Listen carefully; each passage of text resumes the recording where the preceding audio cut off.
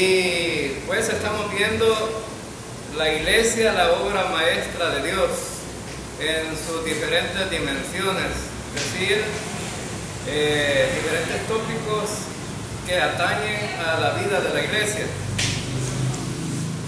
Es muy importante saber que la iglesia es la obra de Dios, no de los hombres. Y los hombres han querido adueñarse, ¿no?, de esta obra, ¿no? Más sin embargo, Dios la ha diseñado de tal manera que es algo maravilloso, ¿no? Poder observar a través de la Escritura cómo Dios ha estructurado la iglesia.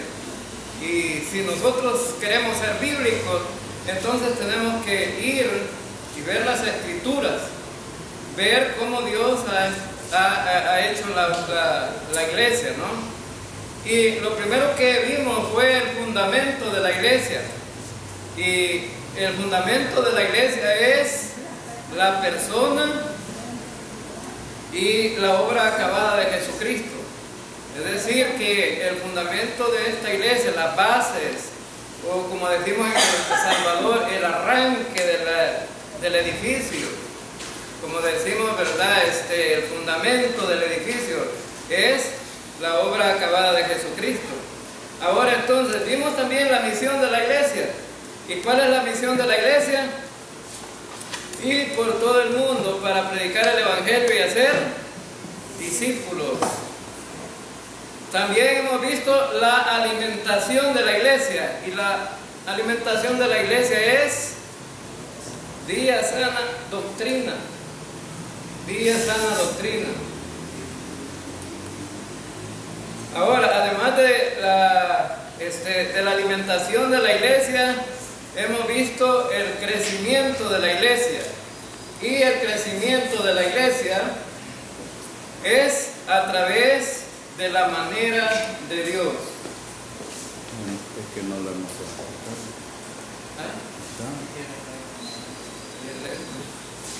a la manera de Dios. Y la unidad. Vivimos también la unidad y diversidad de la iglesia. Es decir, que somos muchos miembros, pero que hay algo que nos une. Y eso que nos une en primer lugar, la sangre de Cristo nos unió, ¿verdad?, a diversos seres humanos, viéndolo como la estructura completa de todos los miembros en un solo cuerpo, que es la iglesia.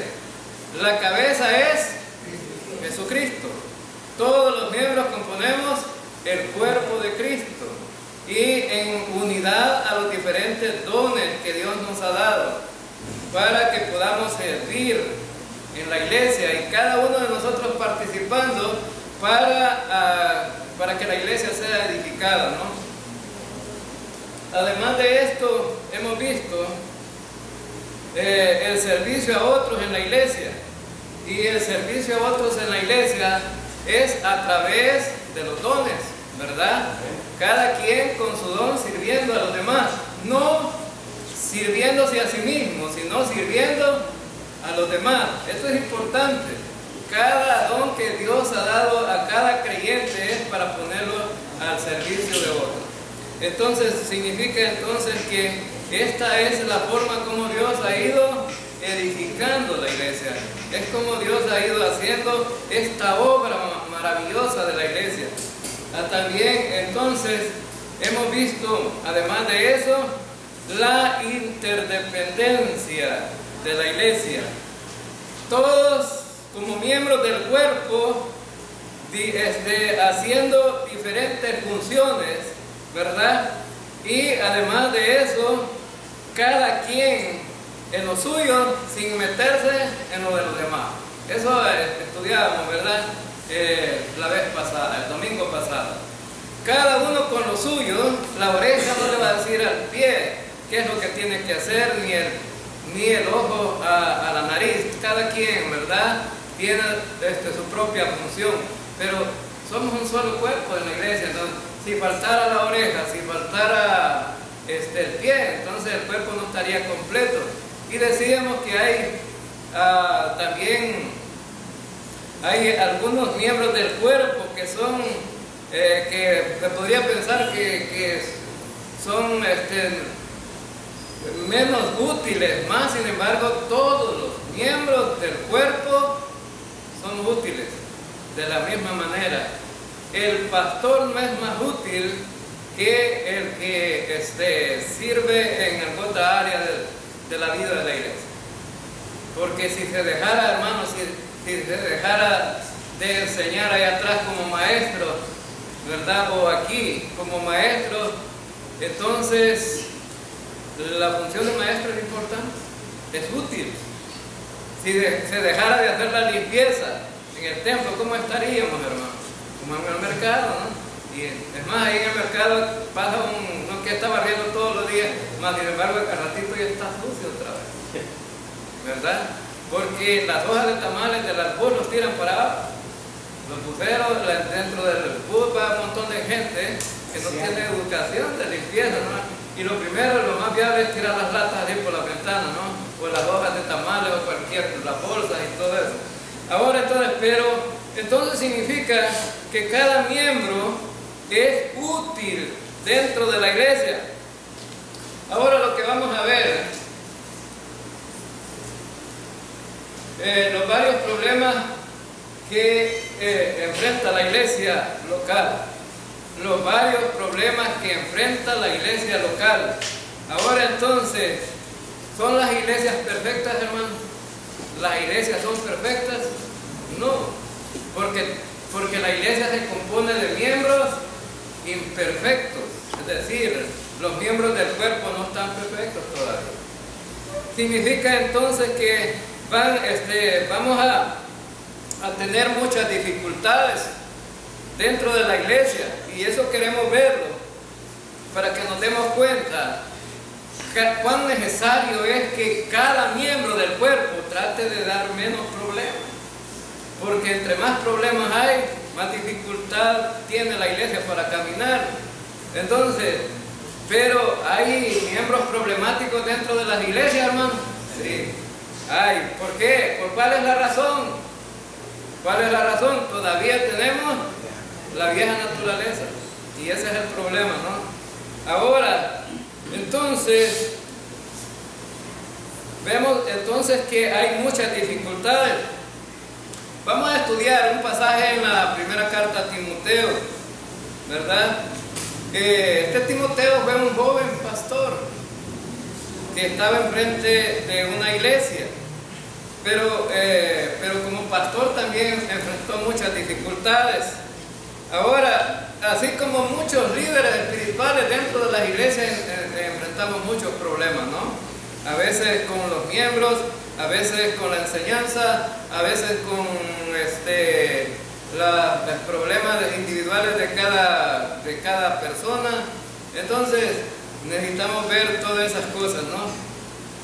Ahora, entonces la iglesia necesita identificar los problemas que se dan, ¿verdad? Y que son necesarios corregir, y corregirlos de una manera sabia, ¿verdad? De una manera sabia. Ahora entonces, la hermana Olinda, que fue miembro de esta iglesia y que fue para los Estados Unidos, quiso aprender la corte y confección. Y entonces, estaba aprendiendo a cortar la tela para hacer una falda. Y resulta que cuando lo tenía trazado y le metió las tijeras, se dio cuenta que lo había arruinado, ¿no? Entonces, ¿qué fue lo que creen ustedes que hizo ella? Agarró la tela, la tiró en un basurero y dice, no vuelvo a tocar una. O sea, se corrió del problema, ¿no? Eso deben de hacer los creyentes dentro de la iglesia, enfrentar un problema y correrse, irse de la iglesia, no enfrentar la dificultad, no. Cada creyente va a enfrentar dificultades, cada iglesia enfrenta sus dificultades, pero por eso no vamos a dejar de hacer iglesia, ¿no? Lo que hay que hacer es corregir, ¿verdad? Y si un creyente está caído, ¿qué dice el Salmo?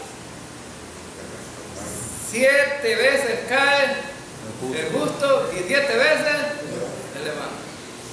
Y ustedes recuerden que el número 7 que representa perfección. Significa entonces que cada vez que caemos como miembros de la iglesia hay que levantarse. Y los miembros que no están caídos, ¿qué deben de hacer? Restaurar al que está caído. Pero en otras iglesias, ¿qué hacen, hermano? En esta iglesia no hacemos eso nosotros. No corremos a nadie. Pero en otras iglesias, ¿qué hacen cuando un miembro tiene un problema? Lo desechan. O lo ponen una disciplina para que ya no llegue a la iglesia, porque dicen, no, esta disciplina no la aguanto, mejor no, ¿verdad? Porque hay unas iglesias que son duras, ¿no? Agarran una banquita, la pintan de negro y la ponen ahí enfrente y sientan al disciplinado ahí, para que sienta lo duro que es estar disciplinado. Entonces los que no quieran estar en la banca negra, mejor se van. Ya no van a la iglesia, ¿no? Hasta que pasan los 6 meses de disciplina. Bien, entonces, ¿cuáles son algunos de los problemas que enfrenta cualquier iglesia bíblica? Eso es lo que vamos a ver, ¿no?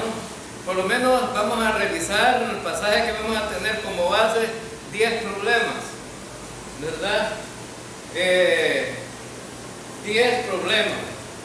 Eso, el pasaje que vamos a tener como base es la primera carta a Timoteo, capítulo 1, versículo del 1 al 11. Entonces, la primera cosa que vamos a ver es la cuestión del desafío a la autoridad espiritual. La cuestión del desafío a la autoridad espiritual.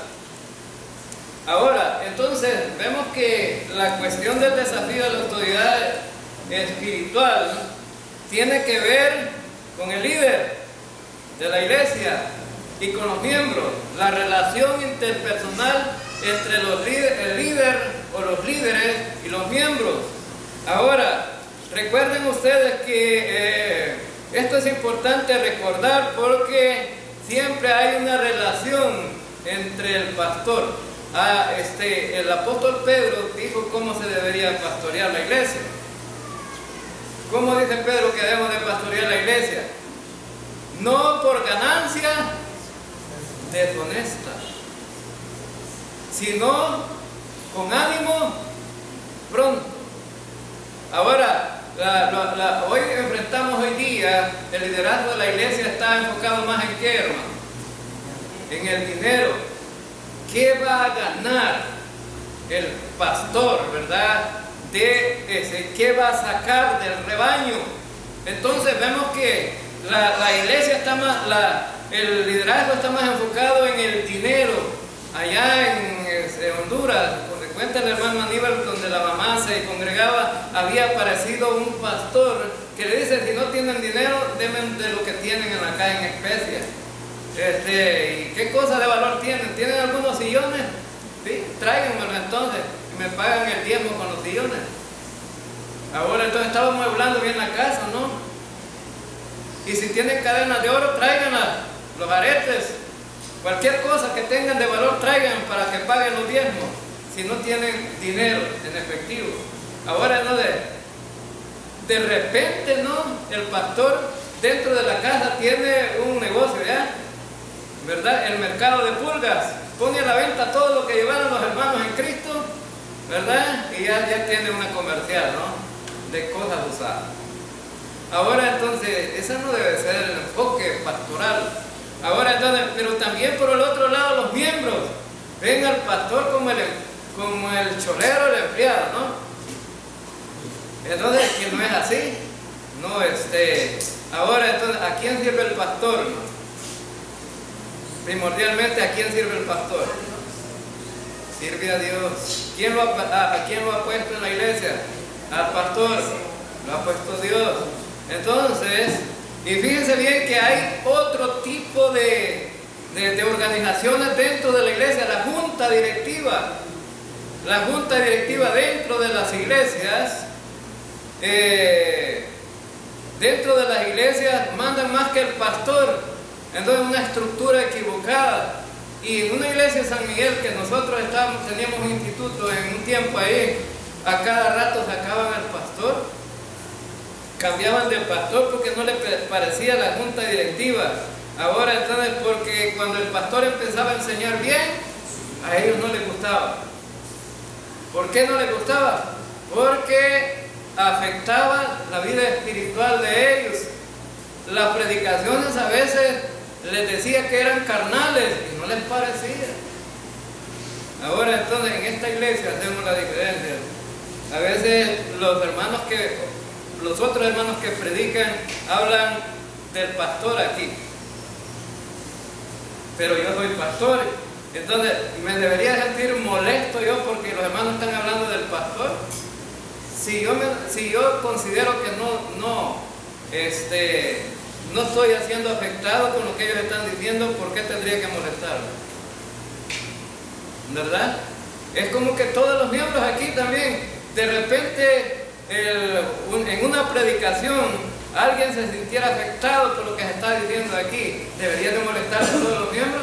El que no está siendo afectado.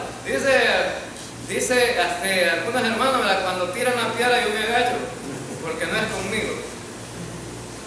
Si una persona espiritualmente no tiene problemas, entonces, ¿quiénes van a ser afectados?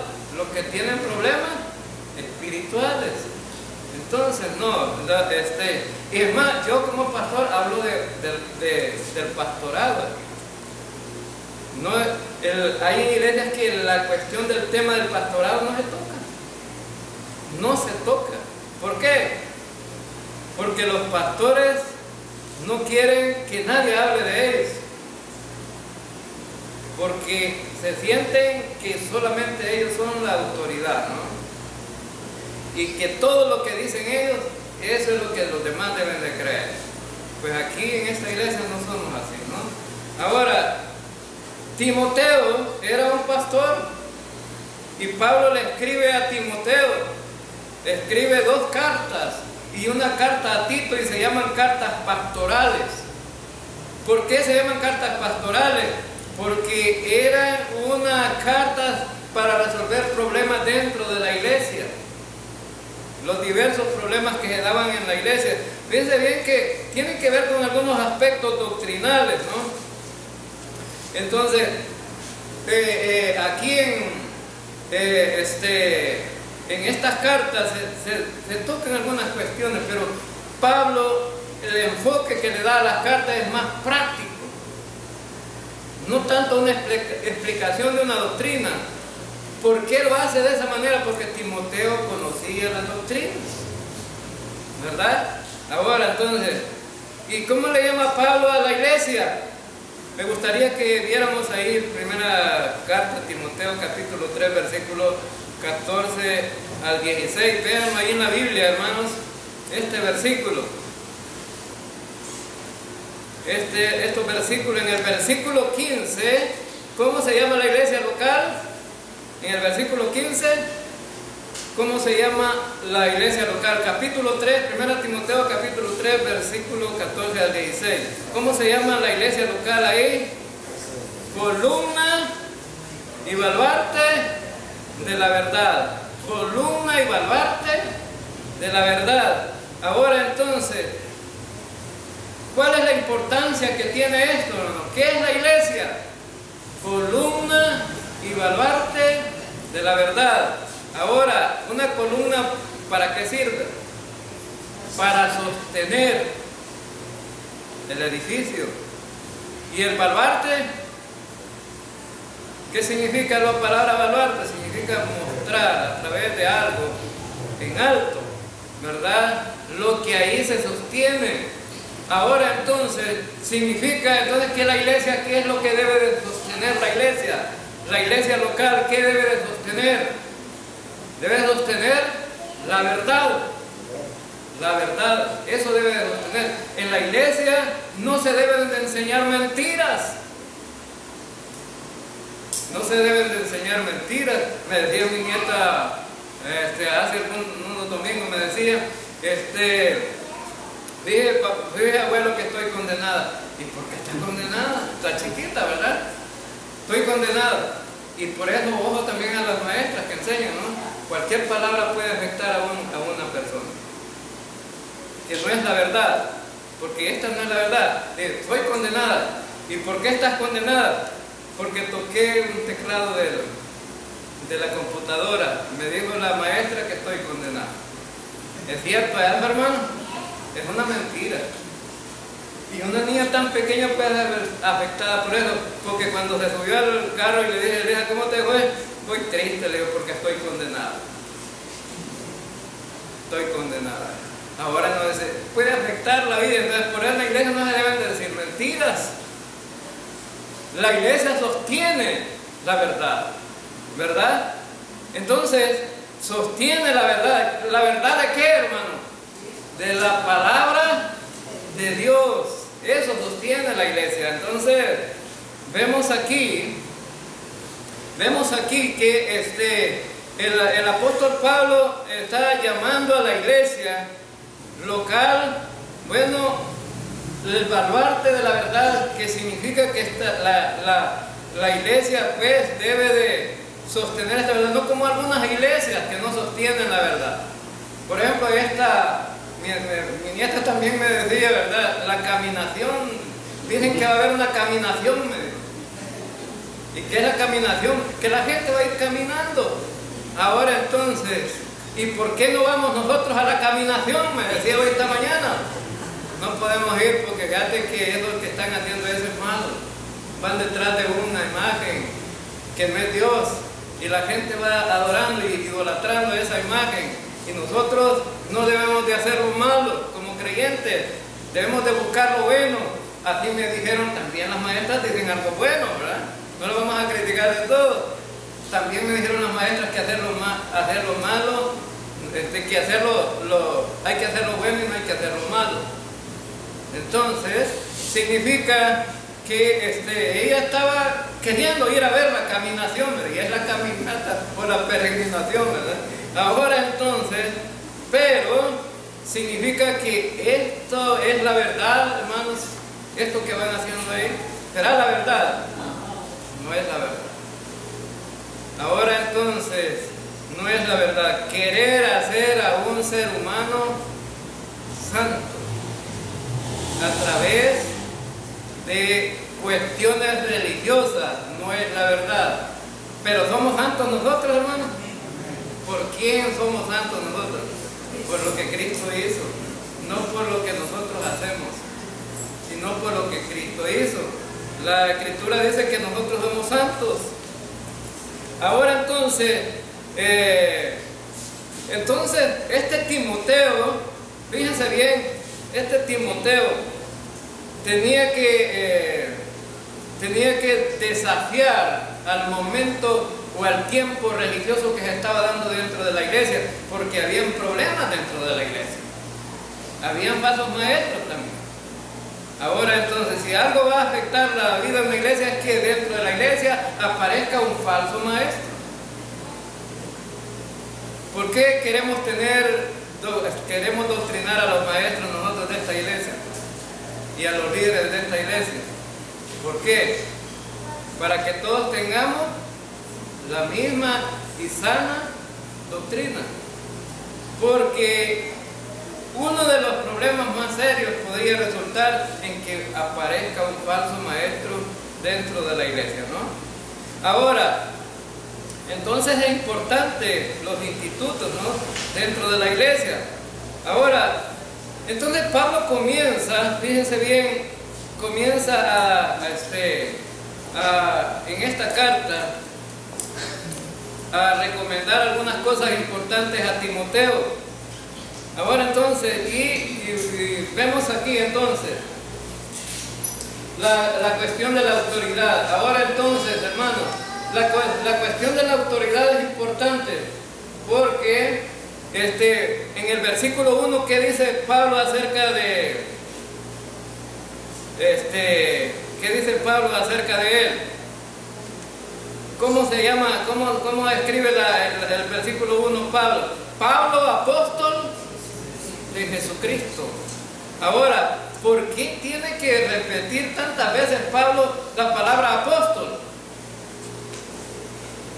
¿Conocía Timoteo a Pablo?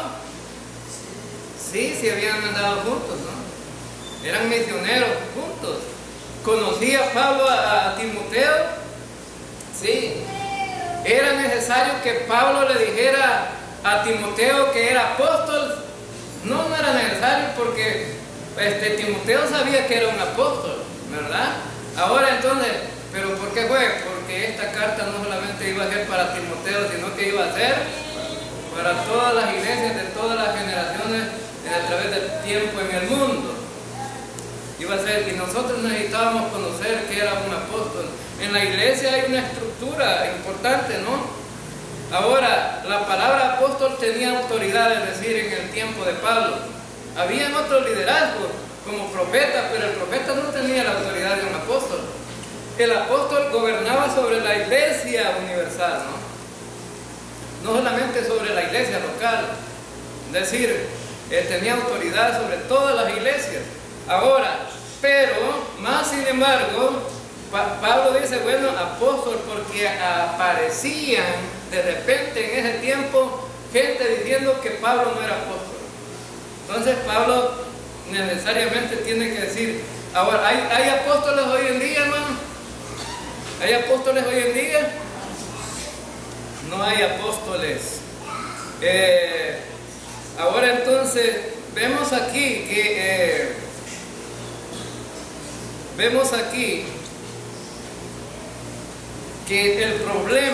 el problema es que el apostolado, ¿verdad?, debía de defenderse en ese tiempo a capa de espada. Y hoy en día la gente defiende el apostolado, pero falsos apóstoles. Ahora, hay falsos apóstoles. Ahora entonces, ¿cuál es el requisito para ser un apóstol verdadero? A ver, iglesia, yo me he enseñado muchas veces eso. Haber visto personalmente a Cristo resucitado después de que murió. Ahora entonces, pero ¿qué otra cosa? ¿Qué otra cosa calificaba a los apóstoles de aquel tiempo? Haber sido llamados directamente por Jesucristo. Y hoy día, ¿dónde está Cristo? Pues, ¿a dónde está Cristo? Entonces, Cristo está a la diestra de Dios. No está llamando a apóstoles hoy día porque no está aquí. Y el llamamiento era personal, ¿no? Ahora entonces, vemos que ahora en este tiempo no califican los llamados así apóstoles. Ahora entonces, los apóstoles tenían, entonces esos requisitos no se cumplen hoy día. Ahora entonces, hablemos ahora, la carta fue escrita a Timoteo. ¿Qué sabemos de Timoteo? En primer lugar, Timoteo era un creyente. Fíjense bien, su madre y su abuela eran creyentes, pero tenía un padre inconverso. Ahora entonces, fíjense bien que cómo estaba estructurado esta familia. El papá de Timoteo era un griego, pero que no era creyente. Y su mamá, fíjense bien, y su abuela eran judías. Ahora entonces, pero habían sido instruidas por la mamá, había sido instruido Timoteo por la mamá y la abuela, que eran creyentes. ¿Cuál palabra le habían enseñado a Timoteo? ¿La gracia o la ley? La ley, porque no existía todavía la Biblia ahí, como nosotros tenemos el libro completo, ¿no? Ahora entonces, y veamos alguna, era creyente. ¿Qué más sabemos de Timoteo? Era un hombre de buen testimonio, En Hechos 16, todo habla acerca de este buen testimonio de Timoteo. Ahora, no vamos a leer los pasajes porque necesitamos avanzar un poquito. Ahora, otra de las cosas que vemos es que Timoteo también era un misionero junto con Pablo, ¿no? Pero hay una cosa importante, dos cosas importantes que quiero decir antes de pasar aquí. Primero, ¿tiene que ser el papá y la mamá creyentes para que los hijos sean creyentes? No, aquí vemos un caso de Timoteo. Número 2, necesariamente al ser misionero, una persona nueva debe de ir a predicar. Tampoco, porque ¿quién era que predicaba como misionero cuando andaba Timoteo con Pablo? Era Pablo, no era Timoteo, no aparece predicando ahí. Pero ¿qué estaba haciendo Timoteo entonces? Estaba aprendiendo, ¿no? Estaba aprendiendo la palabra, estaba aprendiendo la doctrina y estaba creciendo y madurando. Ahora, ¿saben que Timoteo era muy joven cuando empezó en el ministerio? Ahora entonces, eventualmente Timoteo empezó a crecer y a madurar. De repente Pablo tenía que irse para otro lado a predicar. Pero ¿a quién dejó como pastor de la iglesia de Éfeso? A Timoteo. Ahora entonces, y vemos aquí a un hombre que todavía carecía de un carácter para estar frente a una iglesia, pero Pablo le da consejos a Timoteo. ¿Qué dice Pablo a Timoteo? Le da este consejo, Pablo a Timoteo, le dice: porque Dios no nos ha dado un espíritu de cobardía, sino de poder, de amor y dominio propio. Porque Timoteo era débil como pastor y se quería pegar la corrida. Timoteo era débil como pastor, ¿no? Pablo le dice: cuidado, Timoteo, te he dejado ahí porque conoces la doctrina y creo que eres la persona idónea para quedarte y continuar defendiendo la palabra de Dios ahí. Ahora entonces este Timoteo era tímido, no era muy seguro, era algo inseguro. Ahora también era con facilidad, era afectado, ¿no?, por las críticas de los creyentes. Los creyentes critican al pastor, hermano. Sí, muchas veces, ¿no? Y el pastor se da cuenta. Y el pastor no es que no tenga sentimientos, tiene sentimientos, pero también el pastor debe tener una característica importante: ama a las iglesias, ama a las ovejitas. Y cuando el pastor ama a las ovejitas, pasa por alto muchas veces el que dirán, ¿verdad? El que dirán. A mí como pastor muchas veces me he contado de algunas cosas que dicen los hermanos, pero con más amor los he tratado. Y no es porque no sepa yo, porque la gente dice las cosas, no se va a dar cuenta de todas maneras. Y fíjense bien que inmediatamente a veces están diciendo las cosas, al ratito ya las sabe el pastor. Con patas y cola. ¿Ah? Con patas y cola. Con patas y cola. Pero le dicen al pastor, ¿no? Y uno dice, bueno, necesito tratar más a esta persona, demostrarle que es mi ovejita y que debo de tener cuidado de ella.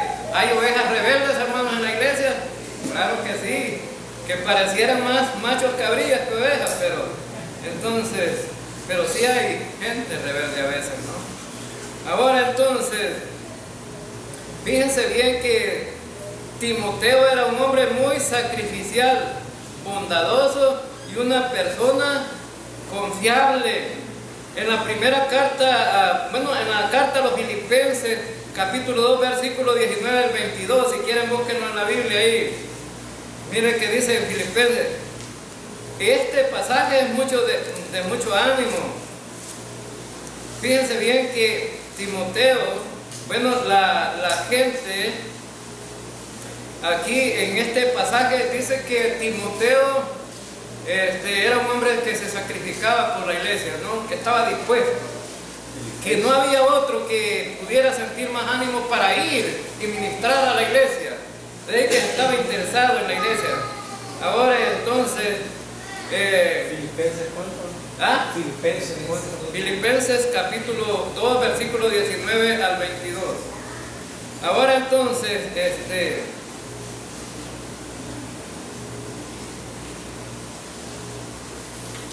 Ahora en ese pasaje, ¿no? Vemos ahí el interés que Timoteo mostraba por las iglesias también. Un pastor debe de demostrar ¿de qué? Debe demostrar ¿de qué? Que le importan las ovejitas. No para ordeñarlas, ¿sí? Porque ese problema se da hoy en día, ¿no? Las ovejitas son ordeñadas a cada rato, ¿no? Pero el pastor no le está dando comida constante, ¿no? Solo las ordeña, pero no le da comida. Ahora entonces, deben de las ovejas parir, ¿sí? Las encargadas de parir son las ovejas, pero la tarea del pastor, ¿cuál es? Alimentarlas, debe de alimentarlas. Ahora entonces,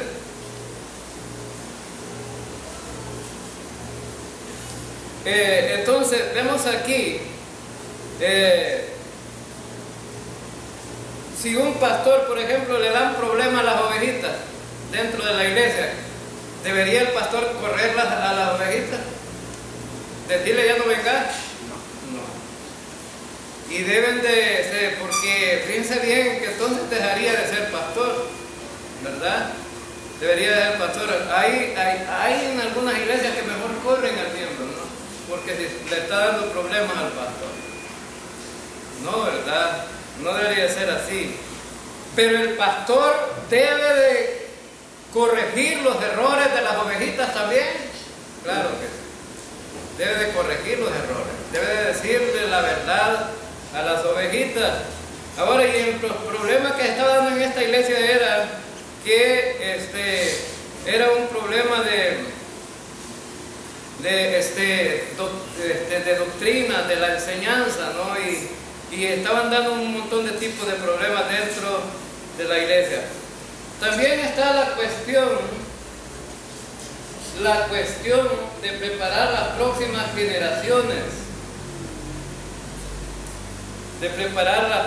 generaciones. Ahora entonces, los líderes espirituales. Ahora, entonces, vemos entonces que el apóstol, ¿a quién le estaba escribiendo la carta, hermano? A Timoteo. Ahora, esto es algo importante y quizás por el tiempo no vamos a avanzar mucho, pero ¿a quién le estaba escribiendo la carta? Pablo, apóstol de Jesucristo, ¿a quién le estaba escribiendo? A Timoteo. ¿Y cómo lo consideraba Pablo a Timoteo? Como hijo lo estaba tratando. Ahora, pero ¿qué era Timoteo? Cuando lo dejó en Éfeso, ¿qué era Timoteo ya? Un pastor. Ya no era simplemente un creyente inmaduro, ya había crecido, ¿verdad? Y lo trata como hijo.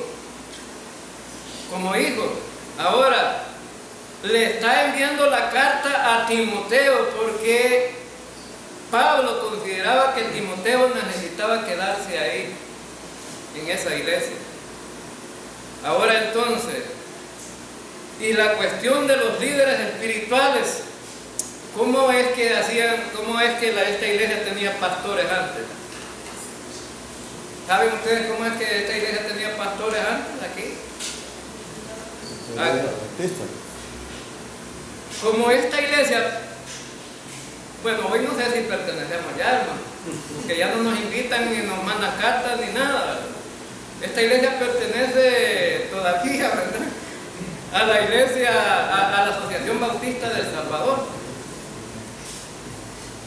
A la Asociación Bautista entonces, y por ende, la Asociación Bautista de El Salvador tiene una asociación de pastores bautistas y tenía un instituto bíblico que se llamaba el IPE, ¿verdad?, allá en Santa Ana, donde salían los pastores. Ahora entonces, de allá, cuando esta iglesia se quedaba sin pastor, ¿qué era lo que hacía la iglesia?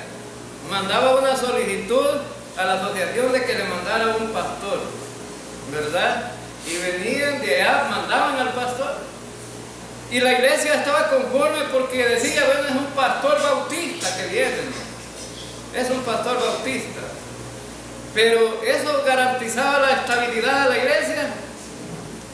No, hermano. No garantizaba la estabilidad. ¿Por qué? Porque no depende, fíjense bien, de un instituto del pastorado. Ahora, ¿quién da el ministerio, hermano? El Señor. ¿Quién da el ministerio para pastor? ¿Lo da el instituto o lo da el Señor? El Señor. Es un ministerio que da el Señor. 1 Corintios 12. ¿Verdad? Ya lo estudiamos aquí, ¿no? Ahora entonces, quien da el ministerio es Dios a través, ¿verdad? Jesucristo y el Espíritu Santo están dando todos los dones, los ministerios, está dando el poder para hacer el ministerio. Ahora entonces, pero cuando usted lo solicita en una iglesia, ¿qué tiene que llevar para que lo acepten como pastor? Una carta y un cartón que diga que usted es pastor, ¿verdad? Un título de pastor. ¿Quién da el título de pastor? ¿Lo da Dios o lo da el Instituto Bíblico? Ahora, no, hablando en la realidad de las iglesias salvadoreñas, ¿qué quieren recibir las iglesias? ¿Al pastor que mandó Dios o al pastor que mandó el instituto? Porque va a presentar un documento que es pastor. Ahora entonces, pero fíjense bien, entonces, y para afectar al pastor, ¿qué hacían las iglesias? Mándanmelo un mes a predicar, por lo menos cada domingo, para oírle la predicación. Eso hacía en las iglesias, ¿no? Venía 4 veces al mes, en el mes, un pastor y le oían predicar a la iglesia y dice, bueno, predica bonito, ¿no? Pero predicar bonito es garantía de que va a ser un buen pastor, ¿no? ¿Se casaría usted con alguien que lo conozca 2 días y después el tercer día se quiera casar, hermano? ¿Qué necesita alguien que se va a casar? Conocer a la persona con quien se va a casar, ¿no? Si tiene papel americano, algunos van. Bueno, algunos hoy por internet se casan, ¿va? Y los besitos son electrónicos también, a través del Facebook. Muchos así se casan hoy día, ¿no? Y los besitos que se dan es por el Facebook, ¿verdad? Le mandan, como el Facebook tiene unas cuestiones como muñequitos y le tiran besitos a Dios. Ahora entonces está la cosa bien moderna. Si usted no tiene el valor de hablarle a una persona, de enamorarla personalmente, ahí por el Facebook, ahí se confía así nomás, ¿no? Tirándole besitos electrónicos. Ahora entonces, pero fíjense bien, ¿cuál sería lo ideal para que una iglesia pudiera tener un pastor? Lo ideal sería que el pastor nazca dentro de la iglesia y que sea adoctrinado dentro de la iglesia. Eso sería Pablo no estaba diciéndole a las iglesias de allá de la zona, mándenme un pastor, porque aquí en Éfeso no tengo pastores, mándenme uno. No estaba diciendo Pablo. Pablo, ¿a quién pudo como pastor? A alguien que él había discipulado. Entonces, en esta iglesia queremos discipular a la gente, y un día, pues nosotros que estamos al frente no vamos a ser eternos, ¿no? Las nuevas generaciones, si no son doctrinados, ¿qué van a hacer con esta iglesia? ¿Qué van a hacer con esta iglesia? Porque la iglesia necesita gente que conozca la sana doctrina. Pero imagínense que usted dice, bueno, como se murió el hermano Jorge y no tenemos pastor, vamos a mandar una carta a la Asociación Bautista de Salvador que nos mande un pastor. Un impío. Bueno, sí, a lo mejor que no es creyente, ¿no? Bueno, y las características que tenían los pastores que mandaban a esta iglesia era que venían, se casaban y se iban. Venían, se casaban y se iban. Venían, se casaban y se iban. Dijeron un día a la iglesia, ven y estos pastores solo casarse vienen aquí. Solo traer, ¿verdad? ¿Verdad que Chapeltique producía esposas para pastores? Entonces, resulta que, bueno, un día dijeron la iglesia, ¿verdad? Ya no hayamos qué hacer porque todos los pastores solo se casan y se van, ¿verdad? Ahora entonces, pero imagínense que mandamos a traer a un pastor allá al que nazca del Instituto Bíblico de la Asociación Bautista del Salvador y aparezca como un pastor que estuvo allá en Ciudad Barrio, ¿no? Que lo habían agarrado de saber de dónde, pero resulta que venía, me visitaba, eso tenía de bueno este pastor, que todos los sábados me visitaba. Los otros pastores que están en Desori y en los otros pueblos, a mí no me visitan. Y yo les he tratado de conectarme con ellos. No, cada quien por su lado, ¿no? Ahora entonces, y resulta que este pastor me visitaba. Hoy le prediqué un mensaje de poder a la iglesia. Me decía el pastor, ¿verdad? Gloria a Dios, le decía yo, ¿verdad? Qué bueno, hermano.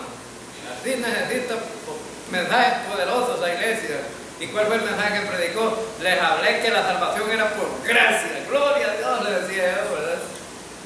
Que la salvación es por gracia y por medio de la fe en Cristo solamente.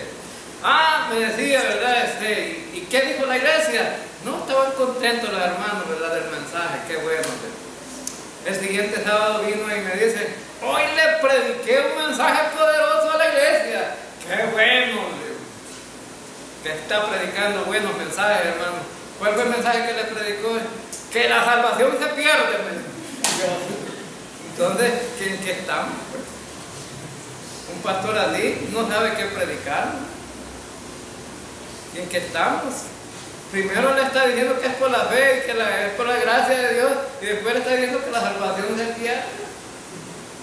Está todo equivocado, ¿no? Entonces, para esta iglesia, ¿no? El próximo pastor que ustedes tengan, ¿verdad? Debe de ser quizás mejor salido de la iglesia, ¿no? Que esté doctrinado de acuerdo a la doctrina que tiene la iglesia, porque por más allá no se sabe, ¿verdad? No se sabe.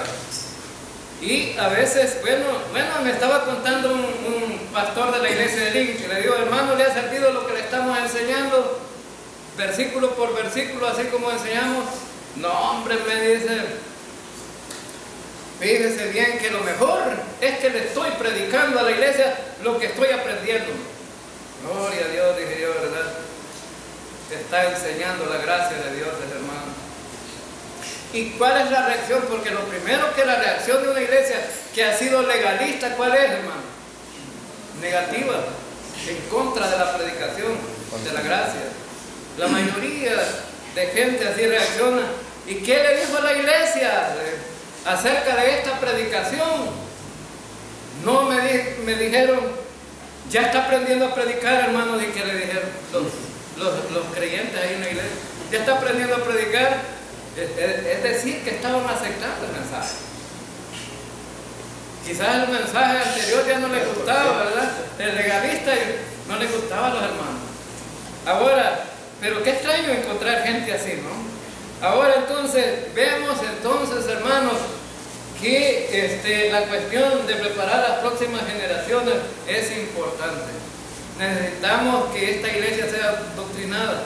No sabemos los hijos que van a nacer de nuestras hermanas que todavía no se han casado, o a lo mejor los que ya nacieron. Alguno de ellos va a ser pastor, ¿no?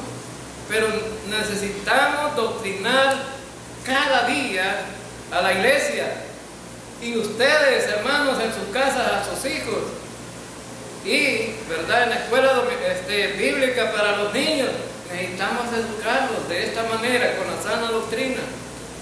Porque sería ilógico que esta iglesia, teniendo sana doctrina, mande a traer un pastor que sea legalista. Sería lo más ridículo, ¿no? Vamos a ver.